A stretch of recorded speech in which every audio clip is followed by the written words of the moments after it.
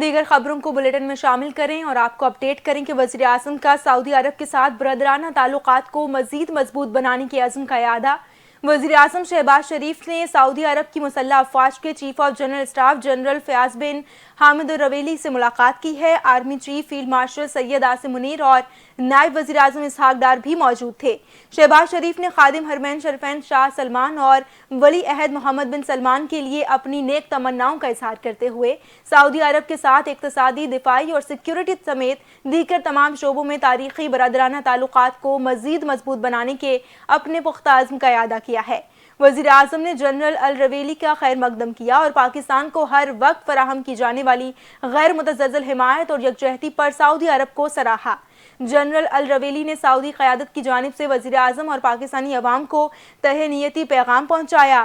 Saudi chief of general staff کی chairman joint chiefs of staff committee سے بھی ملاقات ہوئی، جس میں عالمی و علاقائی سیکیورٹی صورتحال پر تبادلہ خیال ہوا۔ دونوں ممالک کے درمیان دفاعی اور سیکیورٹی تعلقات مزید گہرے کرنے پر اتفاق کیا گیا۔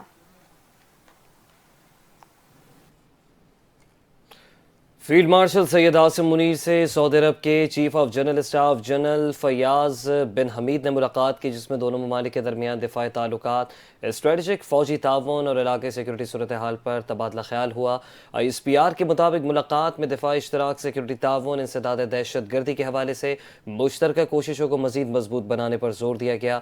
سعودی چیف آف جنرل اسٹاف نے پاکستان کے ساتھ مختلف شعبوں میں تعاون کو سراہتے ہوئے دو طرفہ تعلقات کو مزید گہرا کرنے کے عزم کا اظہار کیا۔ ملاقات کے دوران باہمی دلچسپی کے امور، مستقبل میں دفاعی تعاون کے فروغ پر بھی گفتگو ہوئی۔ اپنے دورے کے دوران جنرل فیاض بن حمید نے یادگار شہداء پر حاضری دی، پھول چڑھائے، شہداء کو خراج عقیدت پیش کیا۔ ISPR کے مطابق معزز مہمان کو پاک فوج کے چاق و چوبند دستے نے گارڈ آف آنر بھی پیش کیا۔ دوسری جانب وزیر اعظم شہباز شریف سے سبکدوش ہونے والے chairman joint chiefs of staff committee general Sahir Shamshad Mirza نے وزیر اعظم ہاؤس میں الوداعی ملاقات کی ہے۔ ملاقات میں ملک کی قومی سلامتی، دفاعی اور خطے کی مجموعی صورتحال پر بھی تبادلہ خیال کیا گیا۔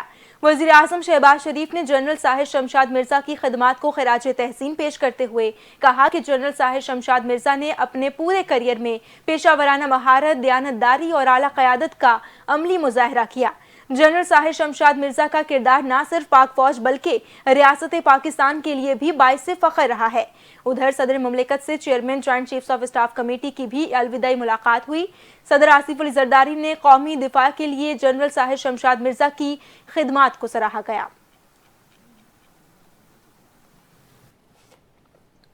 وزیر اعظم میاں محمد شہباز شریف کی زیر صدارت برآمدات بڑھانے کے لیے قائم ذیلی ورکنگ گروپ کی سفارشات پر اہم جائزہ اجلاس ہوا۔ اجلاس میں برآمد کنندگان پر نافذ ایکسپورٹ ڈیولپمنٹ سرچارج فوری طور پر ختم کرنے کی ہدایت کی گئی۔ وزیر اعظم نے حکم دیا ایکسپورٹ ڈیولپمنٹ فنڈ کا گزشتہ 5 سال کا عالمی معیار کے مطابق تھرڈ پارٹی آڈٹ کرایا جائے، جبکہ فنڈز کے بہترین اور شفاف استعمال کے لیے نجی شعبے سے موضوع چیئرمین کے انتخاب کی ہدایت بھی جاری کی گئی۔ وزیر اعظم نے زور دیا کہ فنڈ کی رقم کو ملکی برآمدات میں اضافے، متعلقہ ریسرچ اینڈ ڈیولپمنٹ، افرادی قوت کی ہنرمندی، ٹریننگ اور عالمی معیار کی سہولتوں کی فراہمی پر استعمال کیا جائے، اور اس کے ساتھ ساتھ ایکسپورٹ ڈیولپمنٹ فنڈ کے تحت جاری تمام پروگراموں اور اسکیمز کی بھی تھرڈ پارٹی آڈٹ کرانے کا فیصلہ کر لیا گیا۔ خبر یہ ہے کہ وزیر اعلیٰ خیبر پختونخوا نے چشمہ رائٹ بینک کینال منصوبے میں تاخیر پر وزیر اعظم کو خط لکھ دیا۔ وزیر اعظم شہباز شریف کے نام خط میں وزیر اعلیٰ خیبر پختونخوا سہیل آفریدی نے لکھا، چشمہ رائٹ بینک کینال منصوبے کا 35 سال سے شروع نہ ہونا عدم اعتماد پیدا کر رہا ہے۔ چاروں صوبوں کے منصوبوں میں سے صرف CRBC کینال پر پیش رفت نہیں ہوئی۔ انہوں نے لکھا کہ وفاقی حکومت کی صرف 100 ملین روپے کی الاٹمنٹ غیر سنجیدہ رویہ ہے۔ چشمہ رائٹ بینک کینال منصوبہ دہشت گردی سے متاثر علاقوں کے لیے اہم ہے۔ یہ منصوبہ 38 ارب روپے کا معاشی فائدہ دے سکتا ہے۔ وزیر اعلیٰ نے مزید کہا کہ CCI نے منصوبے کی فائننسنگ 65% وفاق اور 35% صوبے کی ذمہ قرار دیا ہے۔ تاہم وفاق نے خیبر پختونخوا کے منصوبے جان بوجھ کر سرد خانے میں ڈال دیے۔ ایکنک میں 2022 میں 189 ارب روپے کے منصوبے کی منظوری دی، مگر منصوبہ شروع نہ ہو سکا۔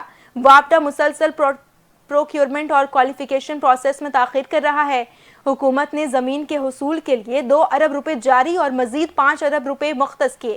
وابڈا کی لینڈ ایکوزیشن بھی سست روی کا شکار ہے۔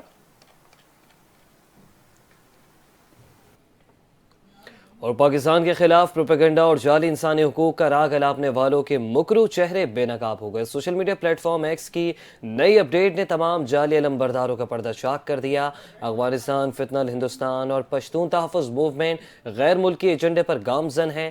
پاکستان کے خلاف انتشار، نفرت، تقسیم کو فروغ دینے والے بھارتی اکاؤنٹس بھی آشکار ہو گئے۔ پاکستان میں دہشت گردی کے بیانی کو فروغ دینے کے لیے بھارت سمیت دنیا کے کئی ممالک سے اکاؤنٹس چلائے جا رہے تھے۔ اکاؤنٹس کے چلائے جانے کی اصل جگہ چھپانے کے لیے وی پی این کا استعمال بھی کیا جا رہا ہے۔ فتنہ الخوارج اور فتنہ الہندوستان کے دہشت گردوں کے اکاؤنٹس بھی بھارت اور دیگر ممالک سے آپریٹ ہو رہے ہیں۔ بلوچستان اور KPK میں انسانی حقوق کا ڈھونگ رچانے والے اصل میں غیر ملکی اکاؤنٹ نکلے جن کے تانے بانے بھارت سے ملتے ہیں۔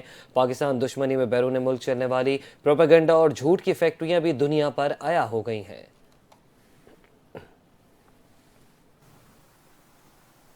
وزیر اعلیٰ پنجاب مریم نواز کے نئی پراپرٹی اونرشپ آرڈیننس کے ثمرات عوام تک پہنچنے لگے۔ ٹوبہ ٹیک سنگھ میں جلد انصاف خوشحال پنجاب ویژن عمل درآمد، ڈپٹی کمشنر عمر کی ہدایت پر زمینوں کے تنازعات حل ہونے لگے۔ وزیر اعلیٰ پنجاب کے پروگرام کے تحت پہلا فیصلہ سامنے آ گیا۔ اسی حوالے سے دیکھتے ہیں افتخار سدھو کی یہ رپورٹ۔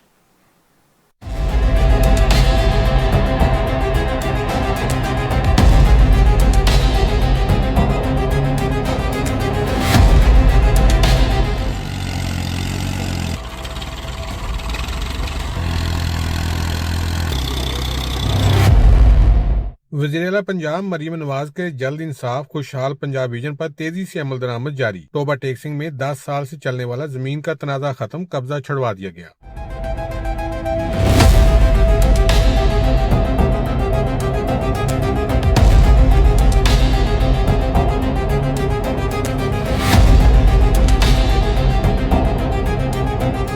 پنجاب میں زمینوں کے تنازعات سالوں تک چلتے رہے، دشمنیاں پیدا ہوئیں، لڑائیاں ہوئیں، حتیٰ کہ کئی بار قتل و غارت کے واقعات بھی سامنے آئے۔ لوگ 20 سال عدالتوں میں خوار ہوتے رہے اور سخت ذہنی اذیت برداشت کرتے رہے، لیکن اب وزیراعلیٰ پنجاب کے جلد انصاف پروگرام کے تحت ایسے مسائل تیزی سے حل ہو رہے ہیں جو عوام کے لیے بہت بڑی خوشخبری ہے۔ میں سی ایم صاحب کا شکریہ ادا کرنا، میرا زمین کا تنازع سی اور DC ٹوبہ ٹیک سنگھ اور تحصیلدار صاحب نے مسئلہ حل کر دیتا۔ نواحی گاؤں 307 گاہبے میں ایک اہم کیس کی شفاف انداز میں سماعت کے بعد 10 سال پرانا زمین کا تنازع حل کیا گیا اور مستحق شہری عبدالعزیز کو اس کی ملکیتی اراضی کا قبضہ دلوا دیا گیا۔ جناب ڈپٹی کمشنر صاحب کے حکم سے اور اسسٹنٹ کمشنر ٹوبہ ٹیک سنگھ کے حکم سے آج ہم موقع پہ عبدالعزیز کو قبضہ دلوانے آئے ہیں، اور میڈم صاحبہ CM پنجاب مریم نواز صاحبہ کے عین ویژن کے مطابق ہم نے ان کا درینہ مسئلہ جو ہے وہ موقع پہ پہنچے ہیں۔ جو ان کے پاس قبضے کی کمی تھی اور ان کے رقبے پہ ناجائز قبضہ تھا، اس کو مطابق قانون ہم نے واگزار کروایا اور عبدالعزیز کے حوالے کی۔ یہ ہمارے عبدالعزیز صاحب کا تقریباً 3 سال سے مسئلہ جو چل رہا تھا، وہ بحکم جناب ڈپٹی کمشنر صاحب، اسسٹنٹ کمشنر صاحب اور میں ہمراہ اپنے جناب محترم تحصیلدار صاحب کے ساتھ موقع پہ آیا ہوں، اور ان کا ہم نے اچھے طریقے سے رقبہ جو ہے واگزار کروا دیا۔ اب بھی ان کا آپس میں کوئی مسئلہ نہیں ہے، اور ان کے دونوں گھروں کی ہم نے آپس میں صلح بھی کروا دی۔ وزیراعلیٰ پنجاب مریم نواز کی جانب سے عوامی ریلیف اور انصاف کی بروقت فراہمی کے لیے اٹھائے گئے اقدامات کو شہریوں کی جانب سے بھی نہ صرف سراہا جا رہا ہے بلکہ امید ظاہر کی جا رہی ہے کہ یہی سلسلہ جاری رہے گا اور پنجاب میں حقیقی تبدیلی قائم ہوگی۔ کیمرہ مین علی حیدر کے ساتھ افتخار احمد، NTN نیوز، ٹوبہ ٹیک سنگھ۔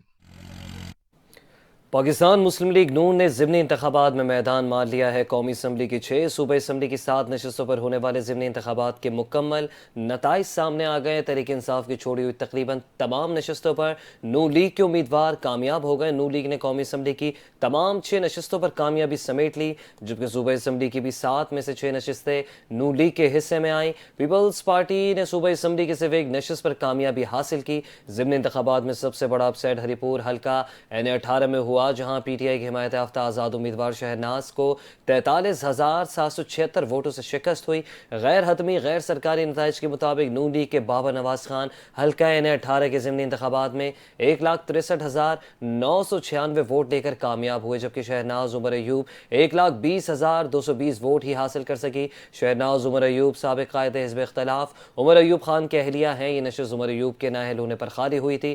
عمر ایوب کو 9 مئی ہنگامہ آرائی کیس میں سزا سنائی گئی تھی۔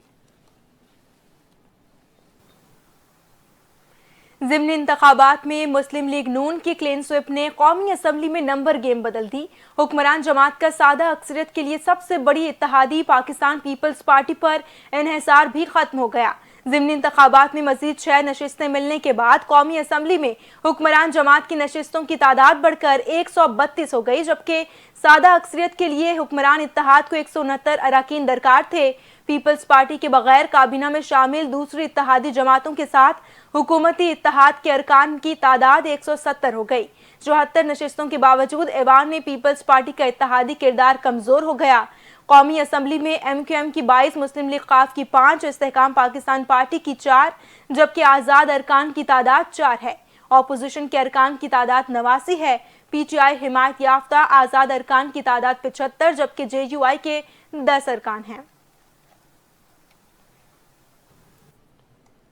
اور پاکستان ہندو کونسل کی جانب سے بھارتی وزیر دفاع کے سندھ سے متعلق اشتعال انگیز بیان کی بھرپور مذمت کی گئی ہے۔ سرپرست اعلیٰ پاکستان ہندو کونسل ڈاکٹر رمیش کمار کا کہنا تھا، محب وطن پاکستانی ہندو کمیونٹی پاکستان کو اپنی دھرتی ماں سمجھتی ہے۔ بھارتی وزیر دفاع راج ناتھ سنگھ کا بیان غیر ذمہ دارانہ، اشتعال انگیز، بچگانہ، احمقانہ ہے۔ سندھ پاکستان کا حصہ ہے۔ دنیا میں سرحدیں جذباتی نعروں تقریروں سے تبدیل نہیں ہوتی۔ ہمیں فخر ہے کہ بٹوارے کے وقت قائد اعظم کے کہنے پر ہمارے بڑوں نے نقل مکانی کا ارادہ ترک کیا۔ ڈاکٹر رمیش کمار نے حکومت سے بھارتی وزیر دفاع کے بیان پر سفارتی سطح پر سخت نوٹس لینے کا مطالبہ کر دیا۔ فنڈز کا مسئلہ نہیں، مجھے شہریوں کے لیے فوری اور معیاری کام چاہیے۔ وزیر اعلیٰ سندھ کی زیر صدارت کراچی کی سڑکوں اور گلیوں کی تعمیر نو پر اجلاس ہوا ہے۔ اجلاس میں وزیر بلدیات ناصر حسین شاہ، میئر مرتضی وہاب اور چیف سیکریٹری آصف شاہ سمیت دیگر شریک ہوئے۔ وزیر اعلیٰ مراد علی شاہ نے شہر کی 315 اندرونی سڑکوں اور گلیوں کے ساتھ ساتھ 60 بڑی سڑکوں کی تعمیر نو کے لیے 25 ارب روپے کی منظوری دے دی۔ کہا کہ شدید بارشوں کے بعد کراچی کی سڑکیں زب و حالی کا شکار ہیں۔